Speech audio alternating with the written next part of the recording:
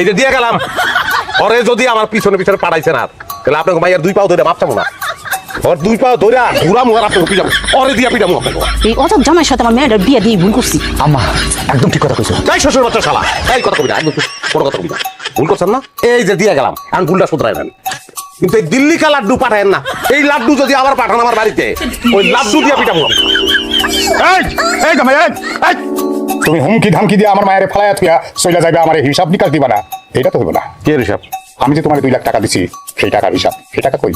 আপনার নাম আফজাল আফজাল। মাথার মধ্যে বুদ্ধি জাল দেন না 2 লাখ টাকা দিতেছেন আমি যে হিসাব দিব হিসাবের শেষে দেখবেন আমি উল্টা টাকা পাই আপনার কাছে ওই টাকা লইয়া তারপর ওই বাড়ি থেকে বাইরে মই ঠিক আছে, ঘরে এক কাগজ কলম নিয়ে বসি।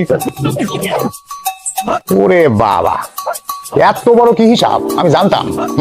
মনে হইতেছে উল্টা আমার কাছেই 5 লাখ টাকা পাইবা, এত বড় হিসাব।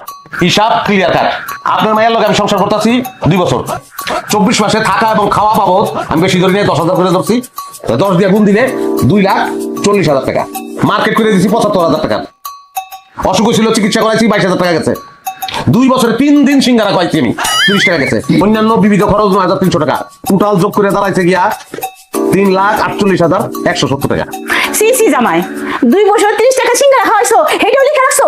অবশ্যই লিখে রাখুন কেন লিখে রাখুন না কারণ এটা টাকা এটা গাছের পাতা না 2 লাখ আমি মাইনাস করে দিলাম হ্যাঁ 1,48,170 টাকা আপনার কাছে আমি এখন পাবো 1,48,170 টাকা টাকা দেন টাকা দেন